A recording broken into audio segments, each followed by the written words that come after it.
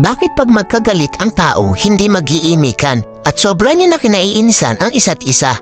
Hanggang sa hindi niya na namamalayan ang tagal niyo na palang hindi nagpapansinan. Bakit nga ba? Dahil ba sa sama ng loob o maling nagawa o dahil sa mataas na pride?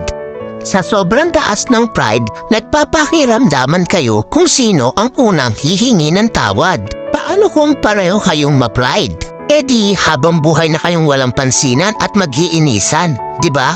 Alam niyo ba ang kasabihang, it's better to lose your pride because of your love than to lose your love because of your pride?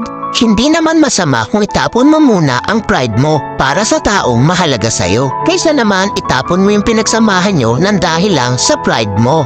Wala namang masama o mawawala kung ikaw ang unang lalapit o iimik. Ika nga ang nagmamataas ang siyang ibinababa at ang nagpapakumbaba ang siyang itinataas. Kaya huwag ugaliin na magkimkim ng galit dahil ang galit ay basura lang sa ating puso at isipan.